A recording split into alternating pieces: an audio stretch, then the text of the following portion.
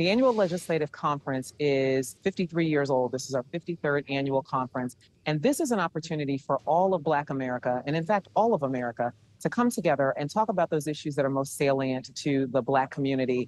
And we know that issues that impact the Black community impact all of America. All of those issues right now, economics, closing the Black wealth gap, dealing with disparities, housing, all of those issues are the most prescient issues right now for Black America. This is a time for everyday citizens to come to our conference, to stand next to members of Congress, to hear from them in panel discussions, to ask them questions, to stop them in the hallways, to tell them what's going on in their own communities. And that's why we exist. That's why we do this conference, because we believe that every individual person should be empowered to talk about what is happening in their communities and to impact and be empowered by their own communities and by the work that they are doing. So again, as you said, I love that you said, this is not about whether you're an R or a D, whether you're purple, green, blue, or yellow. This is about individuals coming together, having an opportunity to hear from their elected officials and having an opportunity to question them, but also make recommendations about what they want to see, the kinds of changes they want to see in their own backyards. Well, that's a productive conversation, and I'd like to get specific with you about legislative priorities here. But knowing that you were at a watch party, a CBC watch party, looking at that debate on Tuesday, did either candidate bring plans that resonate with Black voters and the people you're talking to today? Well, I can't speak for all Black voters. The Black community is not monolithic. What I can say is that both candidates spoke to issues that are of concern to the Black community, and again, that are of concern to Americans writ large. They talked about the economy, they talked about immigration, they talked about housing, they talked about education, artificial intelligence, all of those things that to everyday average Americans is going to impact how they live, breathe, eat, sleep, how they take care of their families, how they take care of their communities.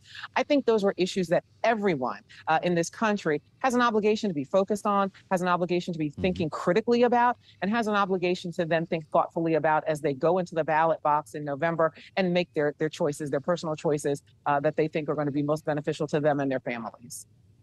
Well, you just said a lot there, and I find it interesting that we're talking about AI as part of this conversation as well. Maybe AI is part of the kitchen table conversation. Nicole, you tell me, because Washington's trying to get its arms around this technology right now, and there is a civil rights aspect to this, isn't there?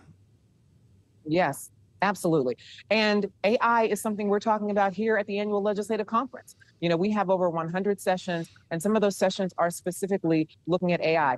The thing that's interesting about AI is, and like all technology, it is often created to ensure a benefit to all of us, but there are often unintended consequences. And particularly when we're talking about technology that can really get into our hearts and homes, that has the ability to survey our movements, and in fact, to help create our thoughts. That's something that we all should be concerned about. And we know that AI is seen in every aspect, in every crucial system of our country, whether we're talking about our monetary system, whether we're talking about our voting system, whether we're talking about how we do our work each and every day. So it's incumbent upon us as the Congressional Black Caucus Foundation and the members of the CBC that are leaders here in the country to talk about those issues and to talk about what's going to impact and change how people live each and every day, and how can they ensure that their rights are protected, how can they ensure that their voices are heard, and AI is certainly at the heart of that.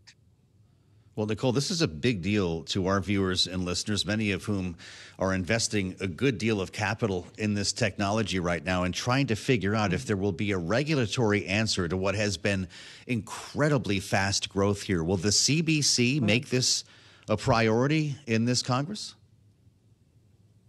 You'd have to talk to the individual members themselves. The individual members, of course, have their own legislative agendas, and as a body, they have their legislative agenda. Our work with the CBC is to provide policy and research information and to make recommendations about what we are learning, what our fellows and researchers are developing, and that's then for them to assess it and be thoughtful then about the legislative decisions and recommendations they are making. So I would urge you and encourage you, and I'm sure they would want to talk to you about how they are centering AI and how they are dealing with it in terms of how they're responding to and being available to their constituents around that issue. Well, and I'm glad to say that we're in conversation with many of your members on a regular basis here on Bloomberg, Nicole. Getting a sense Great. of what else is important as we move forward here with the idea that the housing market is driving a lot of the economic challenges for Americans right now. You said something important. You're right. The black voter is not a monolith.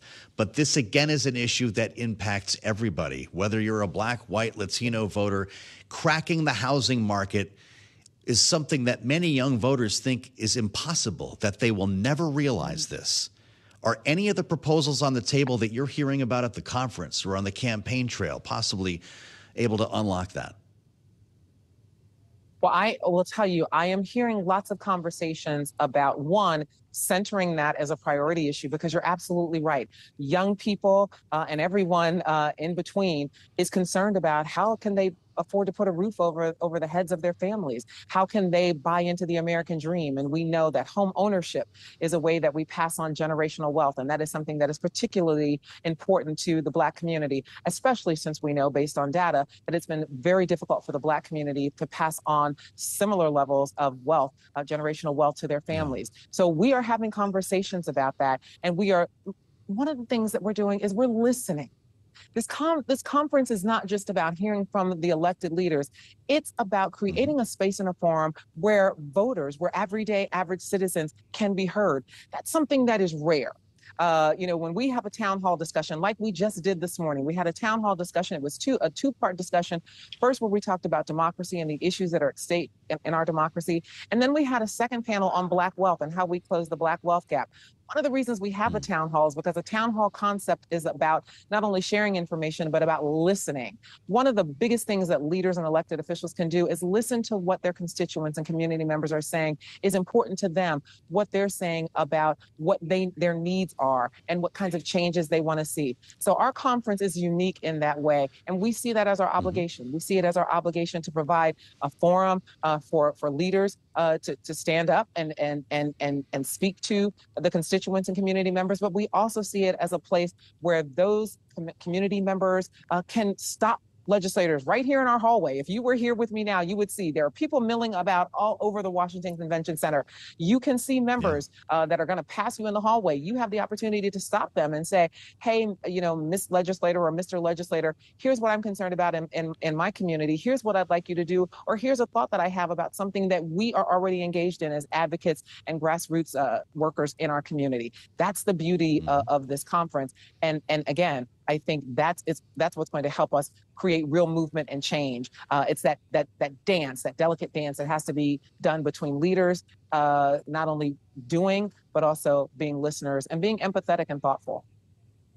Nicole, I only have a minute left, and I want to tap your expertise on election security. Something important happened yesterday. The January 6th certification of the election has been declared a national special security event. We will have voted by then. How worried are you about security in the next 2 months? I will tell you, we do work here at the Congressional Black Caucus Foundation on voting, and I've spent my career as a civil and human rights lawyer specializing in and working on voting. I will tell you that we have one of the most secure voting systems in this country.